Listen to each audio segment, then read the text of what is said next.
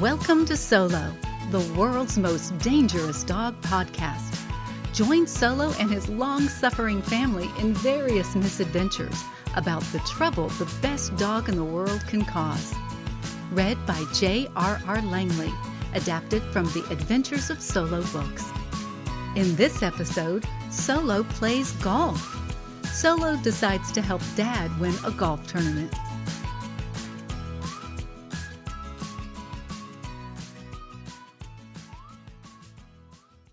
Dad loved playing golf. When he wasn't rummaging around his old workshop, mending things that didn't need mending, as his wife put it, he could still be found on most weekends walking around the local golf course, pulling his old but still useful bag of golf clubs on a battered old two-wheeled cart. Whatever the weather, Dad would be out, often with his head bowed against the wind and rain. Dad was quite happy to play by himself, as he often found the solitude relaxing. With a young, boisterous family at home, playing golf was what he called Dad's quiet time. Away from all the noise at home, Dad could think and mentally recharge his batteries so he could face his work as a lawyer and life at home with the kids. And Solo, he could never, ever forget Solo. Solo, it seemed, was quite capable of causing havoc even if he didn't mean to. How could Dad forget the time Solo interrupted a tennis match at Wimbledon, or the time he had driven the family car into a pond? It was not surprising, therefore, that Dad viewed golf not so much as a game, but as more of a time for reflection and solitude. Solo had often seen Dad pack his golf clubs into the back of the family SUV, and would wonder what it would be that Dad would do for a day and a half, even in the rain. And what was the purpose of those strange-looking sticks? As much as he hinted at Dad that he wanted to come along one day to see what all the fuss was about, he was never invited to do so. That didn't stop Solo from trying to get invited. Whenever he would spy Dad cleaning his clubs and the back of the SUV open, Solo knew that soon Dad would be leaving to do something interesting with those sticks. And if there was ever someone doing something interesting without Solo, Solo would make it his mission to find out exactly what was going on. And so it was on a particularly wet and drizzly Saturday morning, while the rest of the family was still in bed, Solo spotted Dad in his usual waterproof golf clothing, picking up his golf bag and folding golf cart, which could only mean one thing: Dad was going to do whatever you do at golf. To make matters worse, Solo knew no matter how much he hinted he wanted to come along, he wouldn't be allowed to do so. Solo was aware that on this particular day, Dad would be playing in some kind of golf tournament, whatever that was. This gave Solo even more of an incentive to try to tag along. However, given the horrible weather, his family had begged off coming, although Mum had said, "I'll probably be along later." Dad was quite relieved that his family wasn't coming to watch him play. This was his first club tournament, and he didn't need the extra pressure of trying to perform well in front of his family. Still, he was slightly disappointed nonetheless.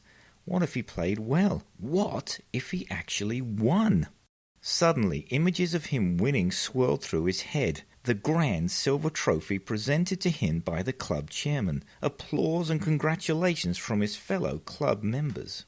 For a brief moment, Dad thought winning might be a real possibility, but then he shook his head. It was not going to happen.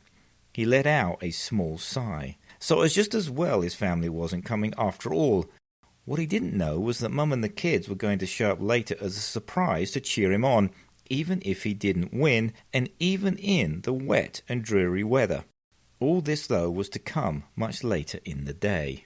As Dad got himself ready, he glanced down and saw Solo. "Solo, it's no good looking at me with those big black eyes. I'm sorry, you can't come. I'll see you later." But Solo wasn't asking Dad to take him. He had other ideas. As he had watched Dad get ready, Solo noticed that, as usual, Dad had left the rear hatch of the SUV open, ready to take the golf clubs and the cart. Solo knew he could never get away with jumping in. Dad would spot him immediately. But Solo noticed another way. For whatever reason, Dad had left the rear side door open. This was all the encouragement Solo needed. Without waiting to think through the consequences of his actions, Solo jumped up into the open rear door and lay flat on the seat, trusting that Dad wouldn't notice a large, very white dog laying across the back of his car.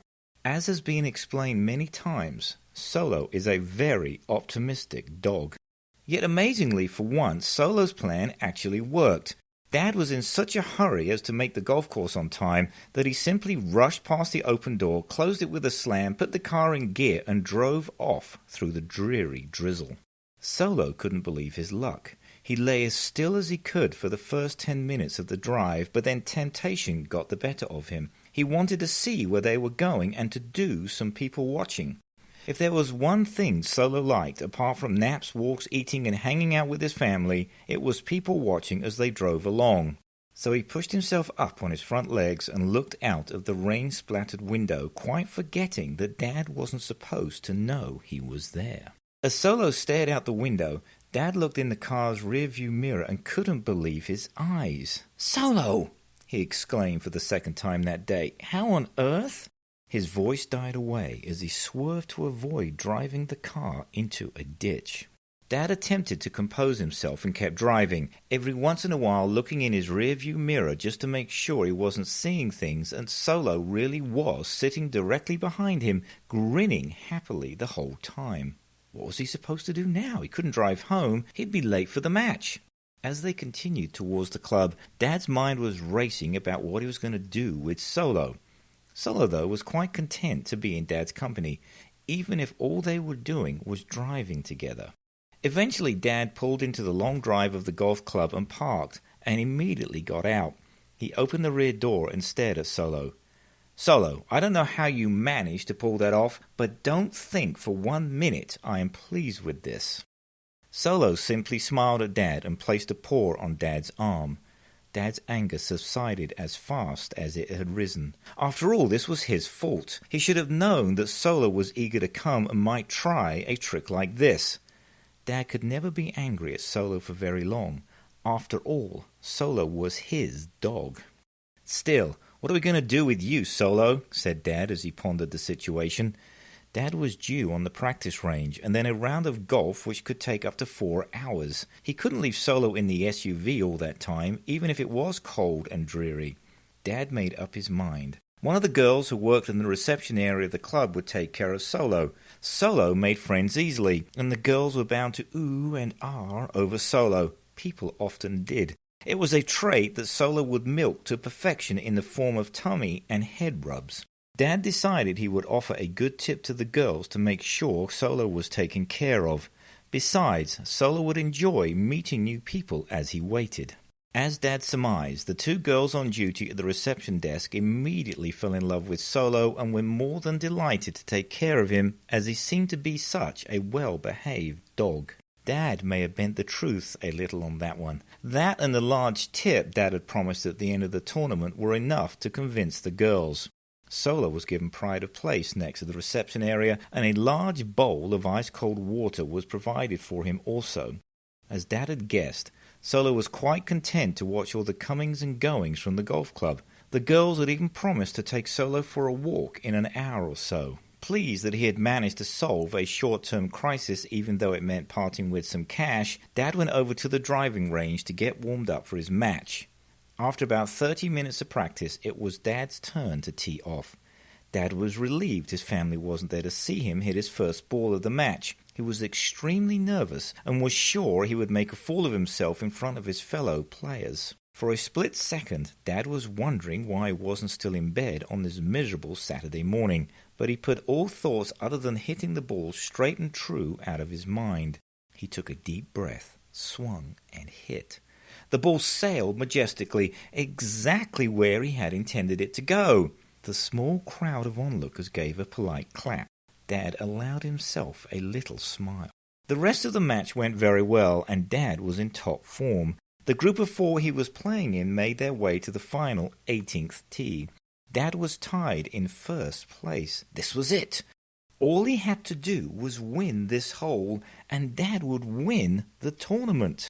He already had visions of holding the cup high above his head, other club members offering to buy him drinks, and the surprised look on the faces of his family when he arrived home with a silver cup that was larger than Solo was tall. Once again, Dad hit a perfect shot down the fairway. 1 shot down, 4 to go, thought Dad. Meanwhile, back at the clubhouse, Solo was getting impatient. The novelty of watching all the club members and their friends and family coming to and fro had worn off hours before. While the girls had promised to take Solo for a walk, they had totally forgotten about him once some of the younger male players had shown up. All in all, Solo was left to his own devices, and Solo the dog left to his own devices is not necessarily a good thing. Solo wandered around quite unhindered by any member of the club. They had all met Solo as they entered the club and knew he was a good dog, quite capable of taking care of himself and certainly no harm to anyone. As he wandered through the lounge, some club members even ruffled his head and asked him to shake. Solo was only too happy to oblige. Other members of the club were watching the match through the large windows of the clubhouse as Dad's group of 4 came down the fairway. Solo watched too. And even from this distance, Solo could see Dad's silhouette. Solo recognized Dad's blue golf jacket too. This was exactly what Solo had come to do, to understand what golf was, and more importantly, to see Dad doing it. Solo wandered over to one of the open doors that led out to the patio area of the clubhouse. No one was out there as the weather was too inhospitable. Solo was too far away to see the match, but in the distance he could see that Dad was using a large stick to hit a small white ball. Solo needed to be closer. How could he learn about golf from such a distance? This was totally unreasonable, to be expected to observe golf from so far away.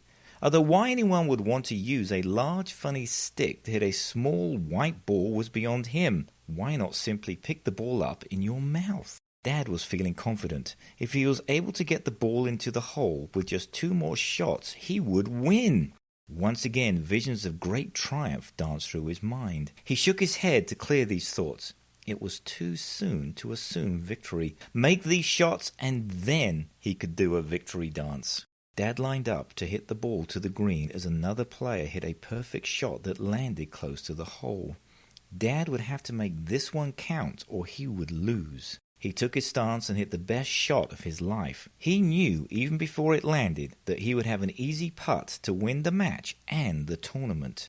Meanwhile, Solo had made his way towards the final hole. He stood on a small rise overlooking the green, his large white body clearly visible to everyone in the clubhouse. "Is that a dog?" someone watching from the clubhouse asked. "I wonder if he's a member," said another. A third said, "I wonder what his handicap is." There was a small chuckling all around from the spectators. Solo arrived just in time to see the shot hit by the player before Dad land on the green and roll to within 5 feet of the hole. This puzzled Solo to no end. Surely the objective was to get the ball in the hole, not close to it. Dad was too engrossed in watching his ball sail gracefully through the air and land within 2 feet of the hole to notice Solo. The match was now his to lose. Make this easy putt and greatness would be thrust upon him. He allowed himself a little dance to celebrate. Solo watched the ball land and was disappointed for Dad. It hadn't landed in the hole. Solo decided he would have to do something about this. Assuming quite incorrectly that no one would notice a large, white, and very wet dog walk across the green, he wandered over to Dad's ball, gently picked it up and popped it neatly into the hole. Then, sitting on his haunches by the flag with a huge, self-satisfied grin on his face, he waited to be congratulated by Dad. One of Dad's foursome walked up to him and said, "Hey, isn't that your dog?" Dad, who had not been paying attention up until that point, squinted through the rain. "Solo," he muttered to himself. "Now what?" Back at the clubhouse, Solo's antics had been observed by the club members and their friends and family, who had been watching from behind the large windows. Amazed at Solo's antics, everyone braved the rain to go onto the patio and give Solo a huge round of applause. At that very moment, Solo's other family members showed up. Mum and the kids joined the crowd thinking they were applauding the winner and hoping it was Dad. But instead of seeing Dad raising his hands in victory, they saw Solo beside the flag with his massive grin of satisfaction. "Mum, it's Solo!" the kids cried. Mum groaned and attempted to hide. One member of the audience turned to Mum. "Is that your dog?" Mum nodded and said, regretfully, "Yes." "What's he done now?" "He scored a hole in one." Mum couldn't believe her ears. How on earth did Solo manage to do that? As much as Mum couldn't believe her ears, Dad couldn't believe his eyes. Where had his ball gone? He and his playing buddies wandered onto the green. There were 3 balls visible. Dad knew he hadn't made the hole, so where was his ball? He got closer and looked down into the hole. Sure enough, there was his ball. And sure enough, there was Solo, eyes dancing in delight at the thought of helping Dad win. A few days later, anyone visiting the golf clubhouse would find near the end of the rows upon rows of photographs of members' achievements a picture of Dad holding the large cup for winning the most recent tournament. At the very end of the row, however, they would find, hanging for all the world to see, a picture of Solo sitting on his haunches with a big grin on his face. Under the picture, a brass engraving said, "To Solo the dog. For outstanding sportsmanship, we award the title of honorary member." Then, quite naturally, to round this off and to Dad's even greater embarrassment, the picture of Solo made the front page of the local newspaper with the headline, "Hole in One." "Solo," said Dad as he stared at the newspaper, "how many more times are you going to make the headlines?" Solo looked at him in a way that seemed to say that he had absolutely no idea. You were listening to Solo Plays Golf, written by J.R.R. Langley and read by the author. Solo Plays Golf can be found in Solo Book 2, with illustrations by Stephanie Schultz, edited by Catherine Perkins, published by Heavy Media. Find this story and more in the Books of Solo's Adventures at Amazon.com and at solothedog.com. Ask for Solo at your favorite bookstore.